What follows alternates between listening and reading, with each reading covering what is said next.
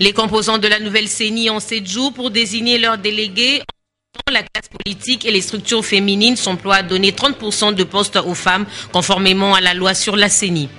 L'accord cadre signé à Addis Abeba en Éthiopie pour le rétablissement de la paix en République démocratique du Congo constitue la voie de sortie de la crise qui n'a que perduré. Les propos sont du ministre des Affaires étrangères qui a répondu aux préoccupations des élus à la plénière de l'Assemblée nationale. Antenne A, le journal Jenny Valiante. Mesdames, Messieurs, bonsoir et bienvenue à cette grande édition du journal sur Antenne A. Le ministre des Affaires étrangères, Raymond Tshibanda, a répondu ce mercredi 8 mai 2013 aux préoccupations des députés nationaux lors du débat général sur la conduite du processus de rétablissement de la paix à travers l'accord cadre signé à Addis Abeba le 24 février 2013. Laine Bofandomungu, notre spécialiste en questions parlementaires, sur les images de Beslunda. Le patron de la diplomatie congolaise persiste et signe. Il n'y a pas de déséquilibre dans l'accord cadre au détriment de la République démocratique du Congo. Pour le ministre des Affaires étrangères, l'accord cadre constitue une solution globale au conflit congolais. En répondant aux préoccupations des élus ce mercredi 8 mai 2013 sur l'apport, les chances et les difficultés du dit accord, Raymond Tshibanda a rassuré que ni la légitimité des institutions ni la souveraineté nationale de la RDC n'étaient mises à mal par le balai diplomatique de la RDC à l'échelon international. Le chef de l'État a eu raison, cette fois-ci, de mettre en place une stratégie multiforme, de manière à mettre définitivement fin au cycle de conflits à répétition dans l'est de notre pays et ainsi mettre fin aux souffrances de nos populations. Il a donc eu raison d'exiger que soit constituée une force internationale neutre. Cela a été fait et elle est en voie de déploiement. Que ce déploiement est dans l'intérêt de nos populations, particulièrement celles qui vivent sous le joug du M23 et des forces négatives. Troisièmement, que l'accord cadre était nécessaire pour que la crise soit perçue et prise en charge au seul niveau qui permet que nous avancions vers sa solution. Pour le ministre des Affaires étrangères, Kampala va continuer car les pourparlers ne contredisent pas les initiatives. Encore une fois, parlons du ministre des Affaires étrangères, coopération internationale et francophonie, Raymond Tshibanda, qui a reçu ce mercredi 8 mai 2013 les copies figurées des lettres de créance des ambassadeurs extraordinaires et plénipotentiaires de la République de Serbie et de Grande-Bretagne. Et ensuite, Raymond Tshibanda a également conféré avec l'ambassadeur du Portugal accrédité en RDC sur la relance de la coopération économique entre les deux pays, Patricia Amouli, Rita Machinda, sur les images de David Tembeni. Radomir Zivkovic, ambassadeur extraordinaire et plénipotentiaire de la République de la Serbie, est venu ce 8 mai auprès du ministre Raymond Tshibanda remettre les copies figurées des lettres de créance. Celle de la Grande-Bretagne, Diane-Louise Cornet, a affirmé aux sorties de l'audience que son pays encourage la mise en œuvre de l'accord cadre et la reconfiguration du mandat de la MONUSCO. Alors, bien sûr, nous voudrons travailler très bien ensemble avec la République démocratique du Congo et aussi avec nos partenaires internationaux sur ce sujet, sur ce thème. On a l'espoir qu'avec ce qu'on vient de décider aux Nations Unies, avec l'arrivée de Force Intervention Brigade et avec le nouveau mandat pour le MONUSCO, que peut-être cette fois-ci on peut vraiment créer une stabilité profonde dans la démocratique. Par la suite, le ministre Tshibanda a reçu les copies figurées de lettres de créance de l'ambassadeur du Portugal, João Corte-Real. On va essayer de créer des liens plus étroits entre nos entreprises, voir si ce sera possible d'amener des entreprises portugaises ici pour voir les opportunités.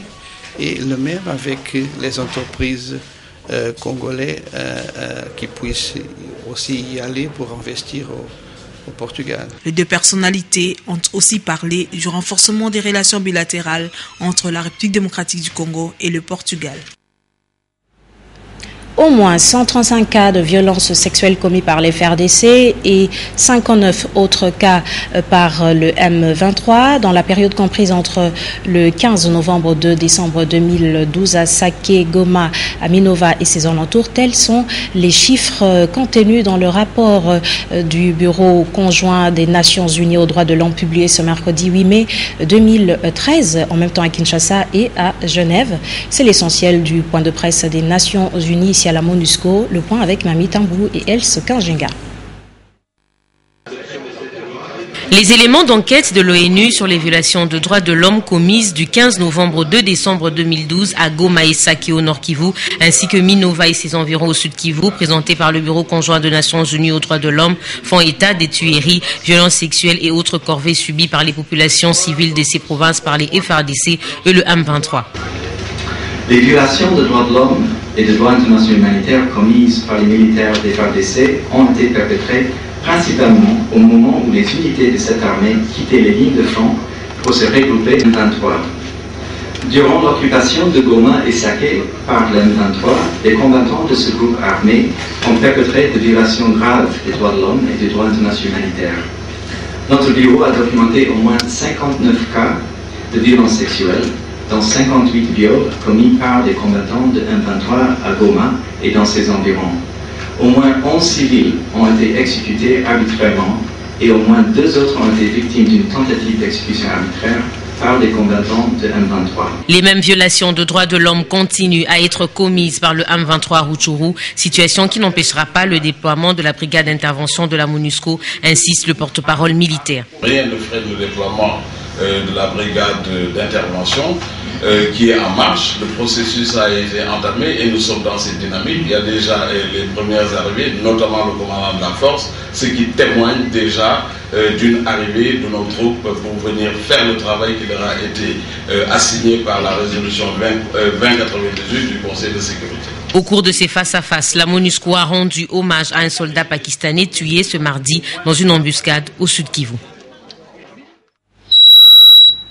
Désignation des membres de la future CENI, les jours passent et les choses se précisent. Les forces acquises au changement FAC-opposition fustigent pourtant le changement de dénomination du groupement UDPS-FAC à UDPS et Alliés.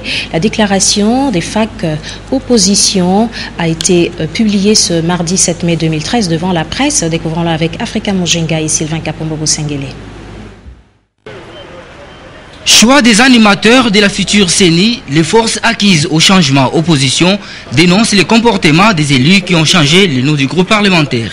Les FAC opposition fustigent les comportements du président de l'Assemblée nationale.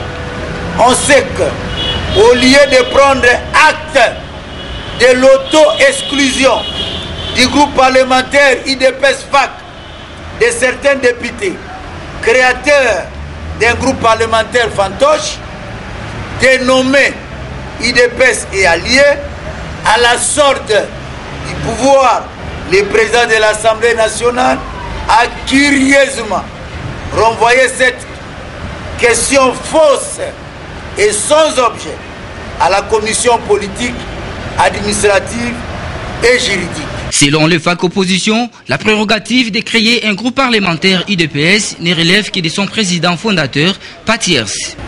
Les FAC opposition soutiennent qu'il ne revient pas à un individu déchu de tout titre et de toute qualité par sa formation politique, l'UDPS, député soit-il, d'engager l'UDPS pour constituer un groupe des alliés de ces partis politiques. Par ailleurs, les FAC opposition en appellent aux patriotes et aux partis politiques dont les députés sont membres du groupe parlementaire UDPS de demeurer unis afin d'éviter la déstabilisation des l'Union pour le développement et le progrès social. Et dans le même chapitre, les acteurs politiques et la société civile congolaise sont dans des tractations en vue de la composition du prochain bureau de la CENI. Apparemment, la question de représentation de la femme dans ce bureau ne semble toujours pas figurer à l'ordre du jour dans les discussions. Joseph Odan Bongambo nous en dit plus dans ce commentaire. La Constitution prône la parité en son article 14. Elle est enrichie par la loi qui crée la CENI, votée par les deux chambres du Parlement. En un mot, le bureau de la CENI devrait être composé de 30% des femmes, mais les structures chargées de déléguer les membres qui vont composer ce bureau semblent moins préoccupées par la question de la parité. De leur côté, les structures féminines sont convaincues que leur droit sera respecté par leurs partenaires hommes. La question de la parité doit être à l'ordre du jour. D'autant plus que dans la nouvelle loi, la loi 010/013 du 28 juillet 2010, qui venait d'être modifiée et complétée, prévoit la représentativité des femmes, et au niveau du bureau et au niveau de l'Assemblée plénière. Les parlementaires, conscients de la question, exhortent la majorité, l'opposition et la société civile à déléguer selon les prescrits de la loi. Il n'est que normal que cette représentation de la femme soit respectée conformément aux dispositions que nous avons votées dans la loi concernant la représentativité de la femme. La majorité, l'AMP devra donner 2 femmes sur les 6. L'opposition devra donner 1 femme sur les 4 et la société civile 1 femme sur les 4. La loi prévoit la mise en place du bureau 45 jours après sa promulgation par les chefs de l'État. Le deadline pour les dépôts des candidatures à l'Assemblée nationale est prévu pour la fin de la semaine. Et dans le cadre de notre rubrique Femmes et enfants, nos reporters sont allés à la découverte d'une femme veuve. Il s'agit de Madame Magui Kabeya. Elle est veuve depuis 2009 et fait désormais office de chef de ménage de son foyer. Sylvie Fortuné-Boula, Cynthia Lounianga sur les images de Blaise Londa. Une femme sage bâtit sa maison et l'insensé la détruit de ses propres mains, dit la Sainte Bible.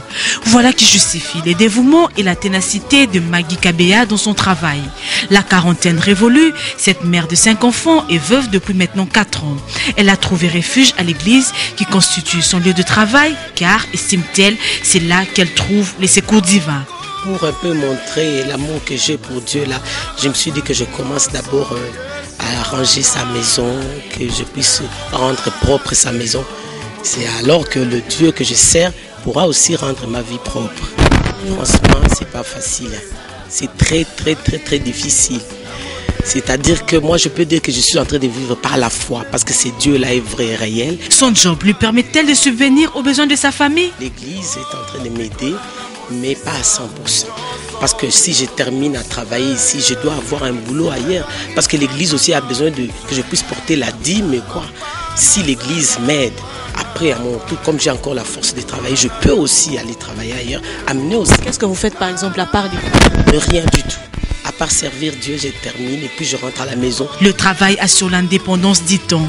Magui se soumet combien même à ce travail pour le bien-être de sa famille. Les Saintes Écritures ne déclarent-elles pas « Maudit soit l'homme qui se confie à l'homme ». Et oui, c'est tout à fait ça. Le monde entier a célébré la journée internationale de la femme sage le dimanche 5 mai 2013 en République démocratique du Congo. Un colloque de 2 jours a été organisé pour faire un plaidoyer au niveau des décideurs en vue de trouver un cadre juridique pouvant régir cette profession. C'était au Grand Hôtel Kinshasa en présence de Willy Kacha. Le métier de la sage-femme est un métier noble. En République démocratique du Congo, les sages-femmes n'ont pas la même considération que celles évoluant dans d'autres secteurs de la vie professionnelle. Pourtant, la sage-femme accompagne une femme pendant la grossesse et à l'accouchement.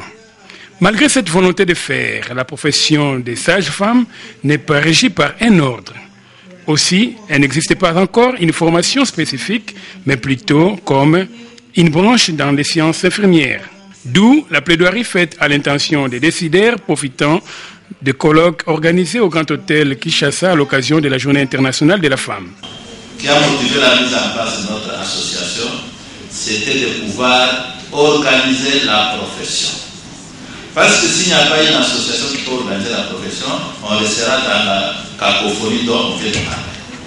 Les participantes à ces assises ont été émerveillées par la qualité des exposés et l'apport de l'INFPA et la Banque mondiale à travers son projet PARS.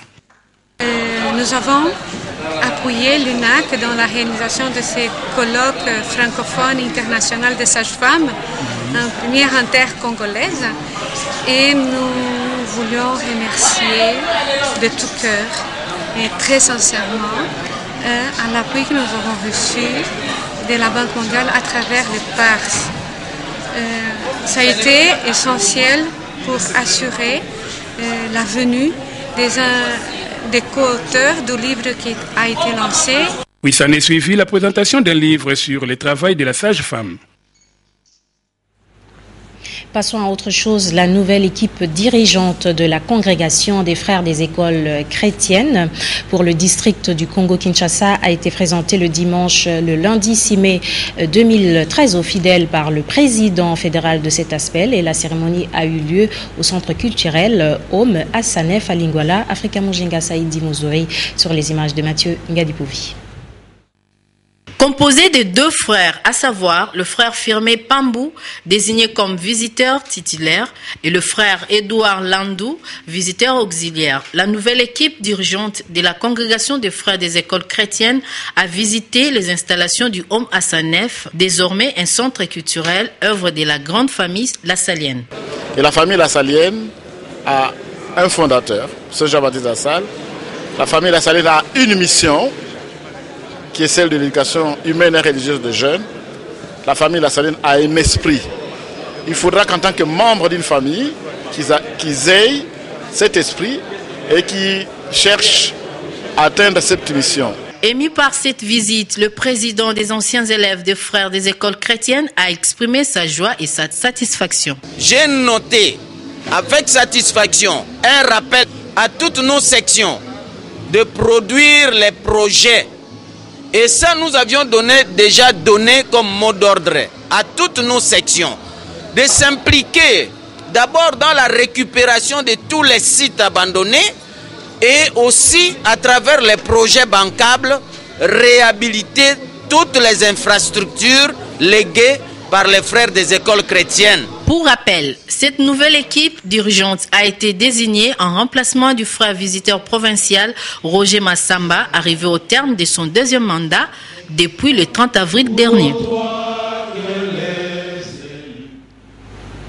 Parlons reconstruction dans ce journal. Les travaux de réhabilitation du pont Bokassa-Jeté sur la rivière Kalamou, non loin du boulevard Sendoué au niveau de Funa, sont au point mort. Les causes de l'arrêt des travaux avec Maxime Gongo Mamitambo sur les images de Djouzan Belebele.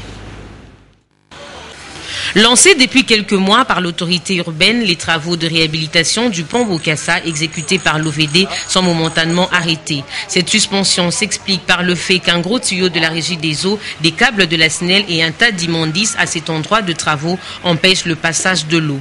Alertée à ces sujets, la régie des eaux en partenariat avec Riltec a immédiatement dépêché des experts pour élever le tuyau. Nous sommes venus ici pour soulever les tuyaux de la régie des eaux pour ne plus gêner la circulation des eaux. Certainement, vous voyez que les tuyaux sont trop bas, il y a eu des immondices, il y a tout de la saleté, il faut enlever d'abord les saletés, en plus saigner, pour atteindre le niveau bas, là où nous allons mettre le béton de propriété, ça nous demande encore beaucoup de travail. La population, quant à elle, s'est dit satisfaite de ces travaux et ne demande que leur accélération.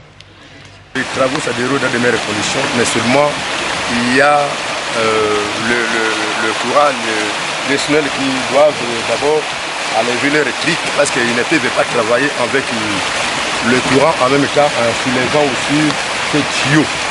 Donc on doit d'abord enlever cela, mais je vois qu'ils font un meilleur travail. Le pont Bokassa réhabilité pourra désengorger cette partie de la ville. Et puisque nous parlons des routes, sachez qu'un accident de circulation s'est produit ce mercredi 8 mai 2013 à la hauteur du quartier Macampagne sur la chaussée Ngouma. La rupture du frein serait la cause de ce sinistre. Un bilan 9 véhicules fortement endommagés, constaté sur place par Natacha Bomongo, sage de Djambalamba. Encore une fois sur les belles images de Djouzan Belebele. Cache sur la route Ngouma dans le périmètre de la paroisse Saint-Luc de Macampagne. Un taxibus en provenance de Matadi Mayo monté en ville et cette vue sans frein cédait en pleine allure. Cherchant à stopper, le chauffeur n'a pu rien faire jusqu'à ce que son véhicule a cogné en série toutes les autres voitures. À partir de ça, les taxibus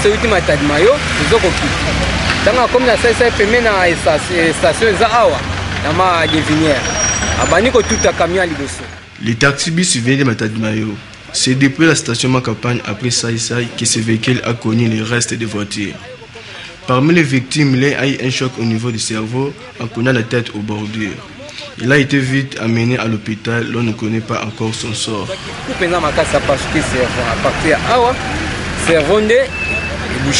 Outre le manque d'un bon système de freinage, le chauffeur roulait à vive allure, faisant preuve de la folie au volant.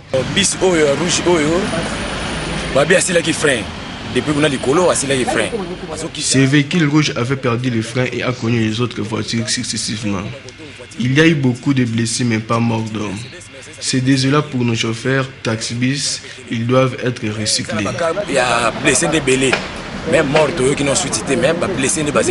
Cet accident relance les débats relatifs au contrôle technique en RDC sur tout le matériel roulant à terre comme dans les airs.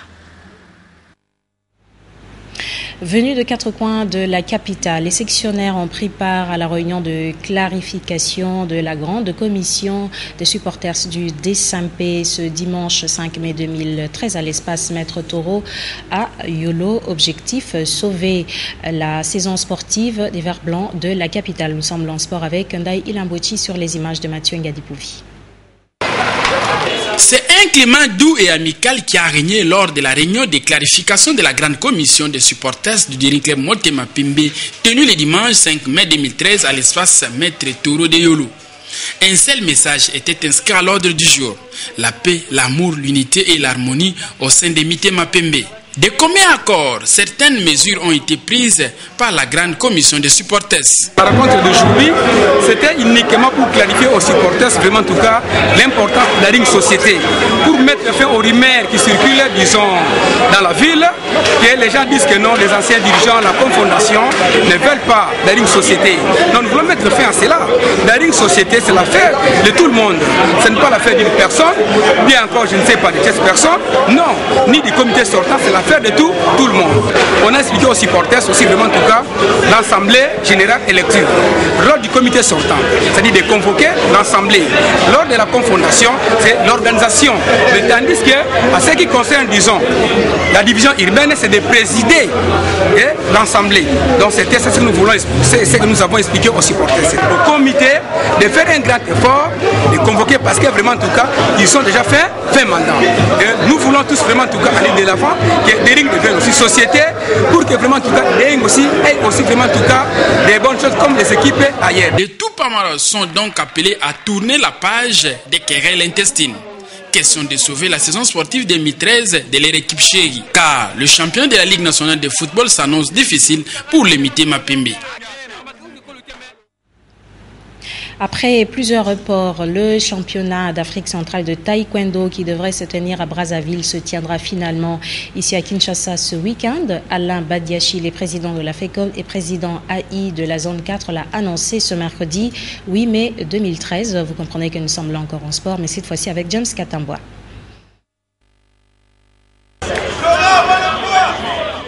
C'est confirmé, la 4e édition du championnat d'Afrique centrale de taekwondo aura bel et bien lieu à Kinshasa du 11 au 12 mai 2013. Alain Badiachi, président ad intérim de la zone 4, l'a officiellement annoncé ce mercredi 8 mai au cours d'un point de presse.